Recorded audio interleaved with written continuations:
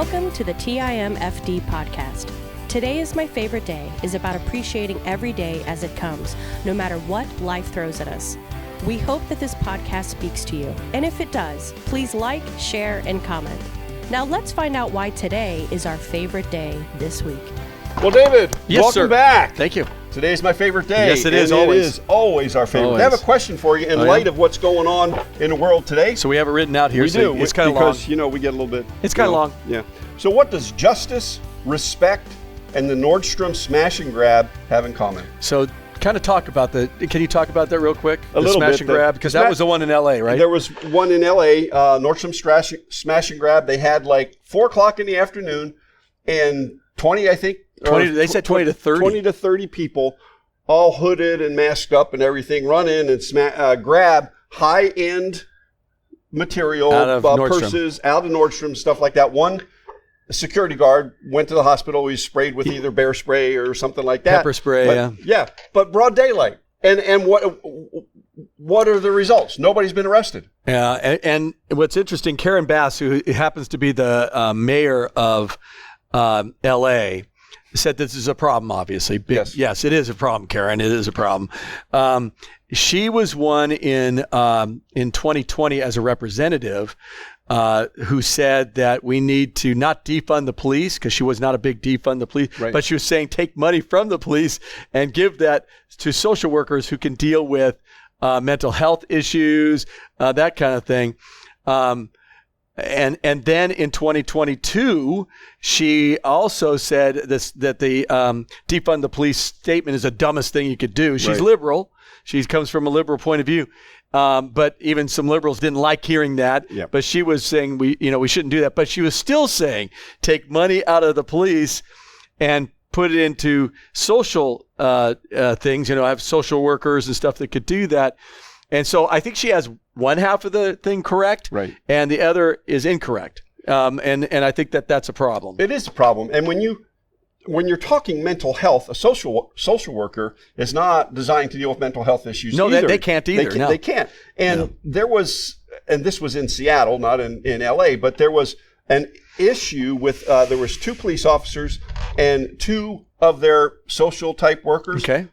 They're standing on the corner watching the cops deal with this stuff. Yeah, and basically, I felt for the police officers because they had to back away, but their social worker help didn't help them, and they finally had to. They called for backup and had to deal with it. Down. Yeah, but the guy had mental health issues. Yeah, and that's the thing is that I had a daughter that dealt with pretty heavy mental health issues. Rebecca, who just passed away about a year and a half ago on a motorcycle accident, but she had lots of trouble. And it really changed when she was about 13, 12, right around there. And there was one time where she was so out of control that the police tased her 8 times. Ouch. And there was 4 police trying to tase her to bring her down. And you're talking a small girl. This is 5'1.5", maybe 105 pounds. But she was so racked up on other drugs and stuff that they knew they had to do something because they didn't want to hurt her, for one. Right. But, she was complaining about how much they tased her. And I said, I get it. I understand it. But you could have just not done anything. Just said, hey, man, I'll be out of here. Because they gave her an opportunity to get out of there and she didn't take it. Yeah. And so when you have those kind of things going on, I know personally it's hard to deal with someone with mental health issues. And I understand that social workers have to deal with a lot of junk, and usually they're overloaded too, but they're dealing with a lot of family issues. Adults that have been arrested and things like that, and they have kids, and you're working through all that stuff. So the solution of taking money out of the police and putting into that, no. Doesn't work. You have to protect people, for one. So you have the police issue that obviously always need to train. Don't get me, get started on, these guys weren't trained. There's going to be bad apples in anything you do, and in social work, by the way, right. And in politicians. So there's bad apples everywhere, but that doesn't mean we shouldn't be training people. So obviously training was always there. And by the way, I had 2 uncles that were police officers. They'd love the training. So that's not the issue. I know police officers right now that would love, hey, give me more training. That's awesome. But taking money out of the police makes no sense. Keep the money there and start looking at your budget, the city budget, and look for the stuff that's just worthless. Waste. Wasted stuff that people want to do for projects and stuff. Take it out of there. And if you think that we need to do more mental health stuff, which I believe we do, take it out of that and put it there because it's a safety issue for our communities. And what was really sad, and I'm going to try to get to this real quick. My phone's kind of going a little slow. But what's real sad is that this issue, and I don't want to get rid of this, so I want to send this. Sorry, guys, right in the middle of podcast. This is what you do. Yep. So what I want to do, though, is go to a couple of verses. And I'm going to them because I don't have them memorized. Usually I do have them memorized, but these are a little different. And I just wanted to kind of go over what respect and justice has to do with this whole thing. So we have the smash and grab, 30 guys, 30 men and women, said men and women. And they just charged and went in and took all this stuff, and then they got out of there. They're saying now almost $100,000 worth of stuff. $100,000. Okay. Now here's the problem. A lot of cities in California will not arrest anybody that takes money, anything over $900 or $1,000, right? It's like 900 and lower. I mean, that'd kill businesses, and it has been killing businesses, and businesses are leaving. We were joking about this, and actually Alex brought it up. He goes, I wouldn't be surprised if Nordstrom's just said, I'm out of California. And that could easily happen, so politicians there, I'm from California, you need to start taking care of the people there and the businesses there. You're going to lose them all. But one of the things that we do need to remember is it says in Romans 13:1, let every person be subject to the governing authorities, for there's no authority except from God, and those that exist have been instituted by God. Now, we get that. Yes. We pray for our president. We pray for our leaders, even if we disagree with them. We do that. But there's also another part of that. When the leaders are doing things that are ungodly, then we need to deal with that, or are not of justice. So listen to this. It says in Isaiah 1:17, learn to do good, seek justice, correct oppression, bring justice to the fatherless, plead with the widow's cause. Okay, so there's a side, a group of people that want to fight for justice. I get that. You and I want that. Yes. We want justice.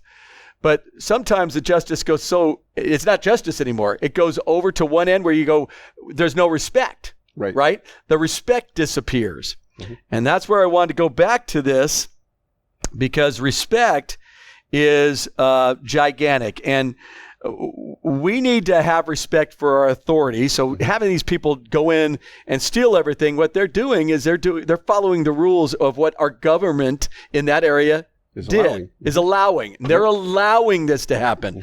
So when you have a mayor who says this is bad, Karen Bass, who says this is bad, has she said stop this stealing, and we're going to start arresting people constantly who are going in and doing these smash and grabs in any store. Well, it makes no sense. And not only arresting if you're not them, doing that, then you've caused the problem. Prosecuting them. Yeah, that's the other part. And the prosecution of people who are stealing.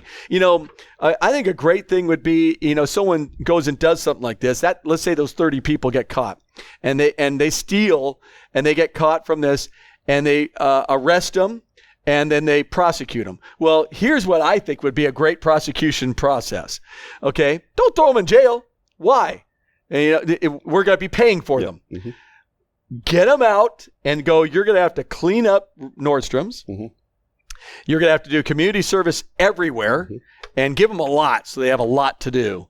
And make sure that they're doing it, and find out how many of them actually have jobs. Right. Because if they don't have jobs, part of the job thing is you must work. And if you don't work and if you don't take that job and you get fired, you're going to jail. And the jail should be then a pretty hefty thing. So you put a boundary on these guys. Let other people see that. We're gonna make some big boundaries. We're not gonna let you just get away with stuff. But what we're gonna do is we're gonna make sure that you're gonna go and start being productive in this society. And if you're not, you're going to jail. Right. I had to do that with my own daughter. You have to do these things. And so with us, we're talking about respect, justice, and craziness that went on in there. And going back to that Jason Aldean song that could cause a lot of problems in the future if we go way over to the other side. Yes. Now, he wasn't saying that in his song. His saying is, don't do this in my small town. We're not going to let you do this. Okay? L.A., Karen Bass, you got to start doing something so you could say, not in my town, not in Los Angeles. Right. I love this city. I want the city to be protected, right? Right. Well, and the thing is that we talk about the justice and the process. I like your idea of make them do community service and everything. Get them jobs. Make them working at McDonald's or whatever. Yeah, $100,000, 30 people, that's 30 felony counts. Yes, I know. And so put that on them and say, okay, this is what you can do. And when you have accomplished all of your stuff, hey, clean it up, wipe it out. Don't want to see it again. Yep. It's going to be it's going to be still on that record sitting there, because if you come back, it's going to be sitting there going, you know what? Now you're going down. Yep. And you're going to go for a long time. Mm-hmm. And this is something I think that I know we're not politicians. We're not officers. We're pastors. We do have a pulse on what's going on in our culture. Mm-hmm. And we do have a pulse on what's going on with families. Yes. And the frustration that people have on both the liberal end and conservative end. And we understand that there's somewhere in the middle that we have to kind of get to. You have to prosecute people if they're stealing from you, and there needs to be a fear of God there. Yes, it has to be there. But you also don't want, you can't have police going beating on people and saying this is the right too. No, it's not.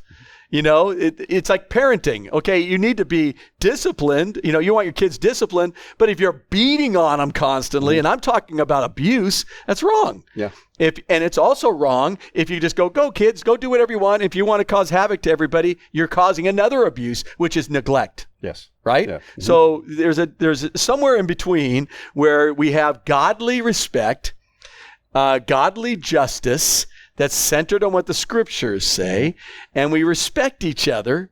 Those kids, or I don't know if called kids, I don't know if they are. They may be adults, young adults. If they come in, they have no respect for anything. No, they don't. They didn't have respect for Nordstrom's. They didn't have respect for anyone at Nordstrom's. Remember when people were getting interviewed, they were scared to death of what was going on there. Yeah. They didn't know if there was a bombing or whatever going on.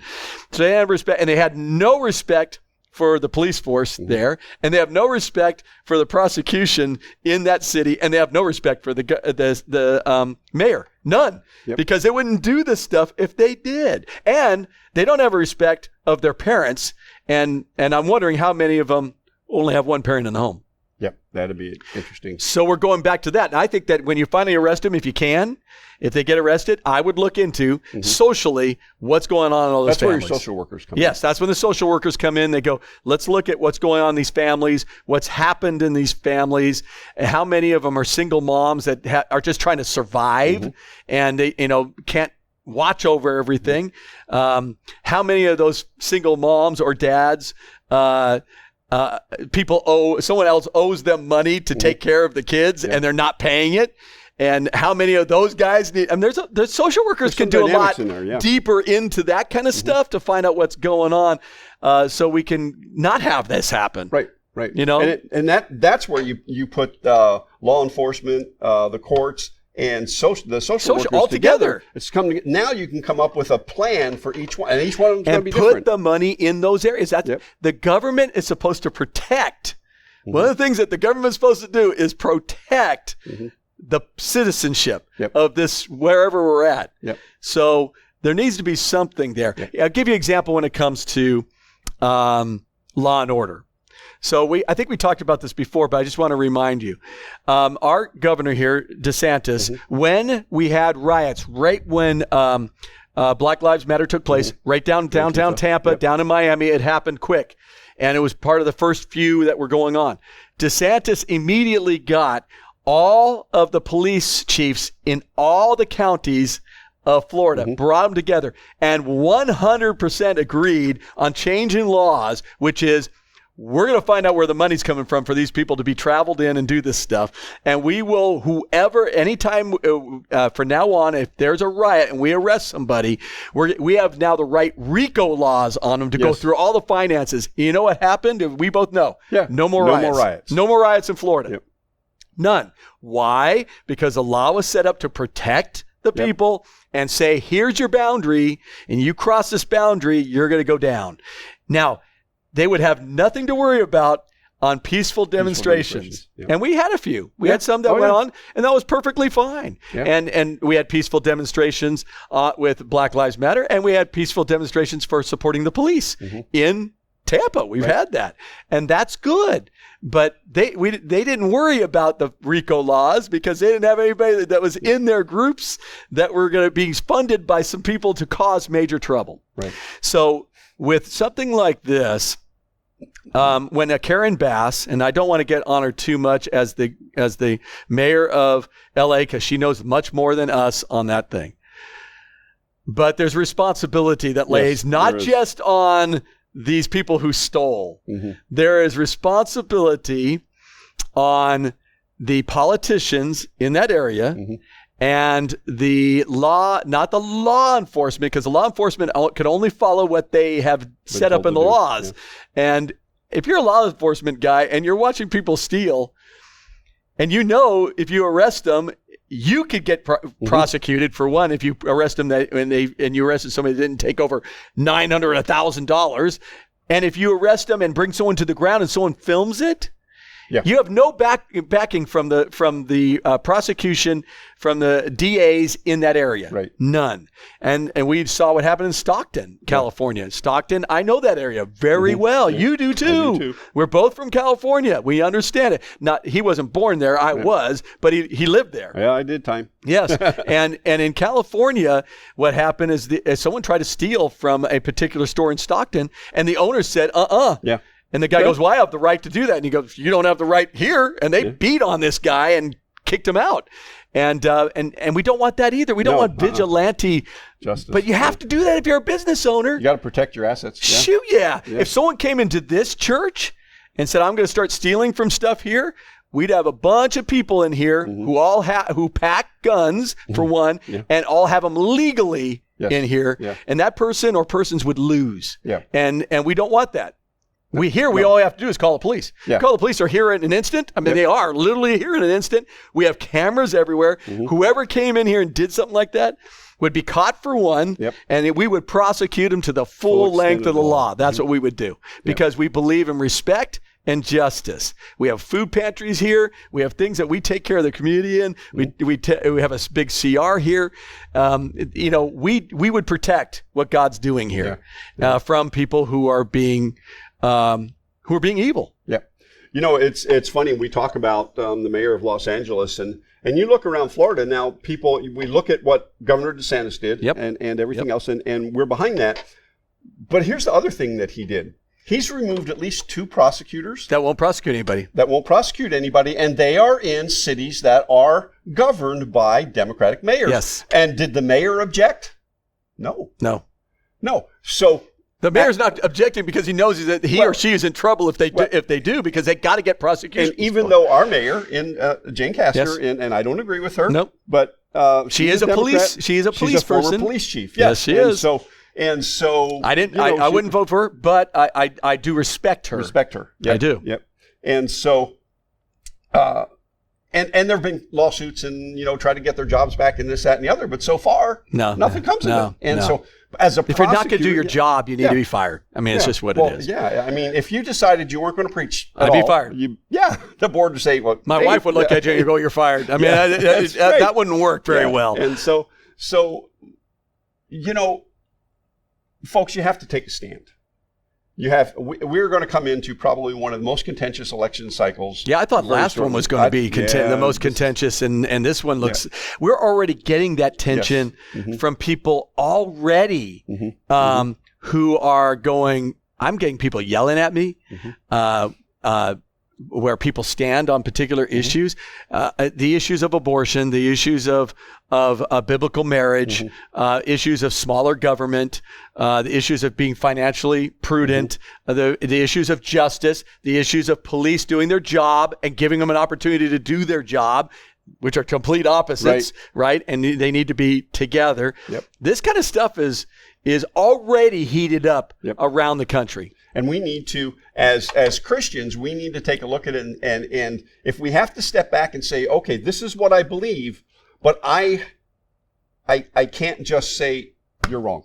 No. have to be able to listen. We have opposing views on some things, and we listen to each other. And we talk. We talk it out, and we agree to disagree. And that's what needs to come back in this country. That's what needs to come back through this next election cycle. So if you have a friend out there that you totally disagree with, and you argue when it comes to politics, I had a good friend like that up, and I finally said to him, I said, Bill, if we're going to go like this down the road, then we got to stop meeting for coffee. And he said, well, why? I said, because all you're doing is arguing. You're not listening to me. And then a conversation's both ways. And so the conversation improved.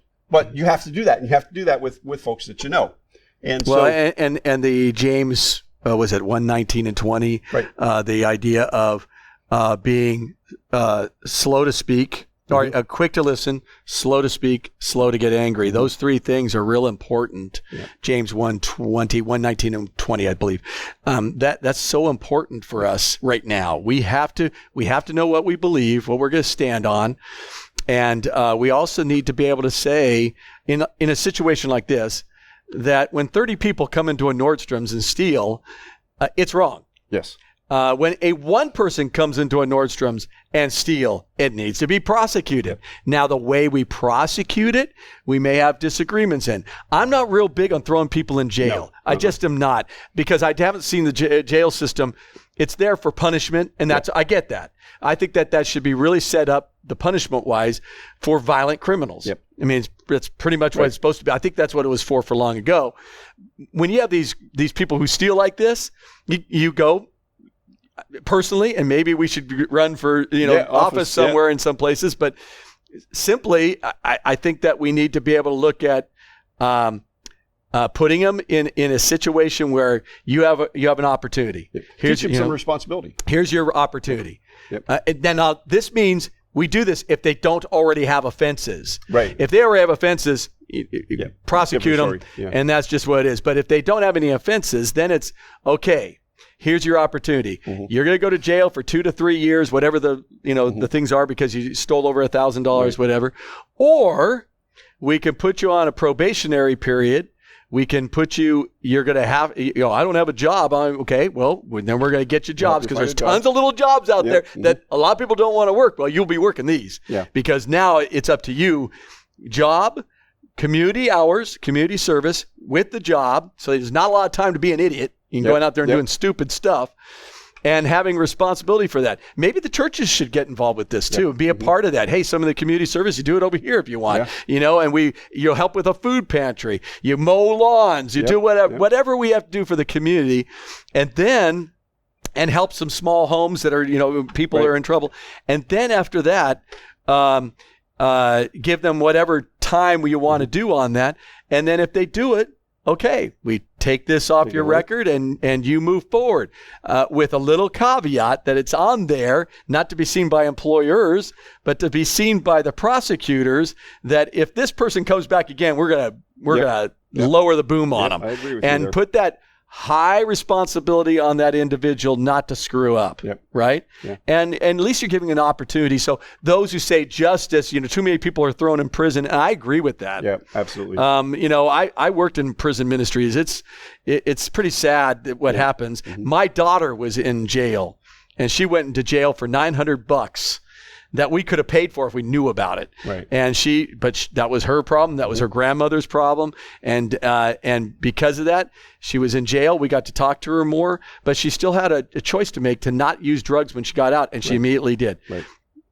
People have to make their choices. Make choice. And so for me, I believe that we should be pretty adamant about this whole thing. So that of giving opportunities, but we need to have respect for our community, respect for leaders, justice that's done, and Nordstrom, things like this. Shame on you, politicians and the DAs in that area. You've let this happen. The lawmakers in that area. Absolutely. You have let this happen, and don't blame it on the police. It's pretty simple. And don't blame it on the social workers. Right. You're the problem. So go change it now. Starts at the top like that. Yeah, it always does. Hey, I know that within the church. That's why it's on me. We're about out of time. This has been David Towner, Sam McKeown. Today is my favorite day. Live intentionally. Be very, very blessed. We'll see you on the flip side. Bye. Thank you for listening to TIMFD. Today is my favorite day. Views, comments, and opinions are those of the host and guest alone, and Dave and Sam are solely responsible for the content of this podcast. TIMFD is produced and directed by Alex Korn. Music is composed and performed by Chuck Fott. Thank you for listening. Have a great day, live intentionally, and be very blessed.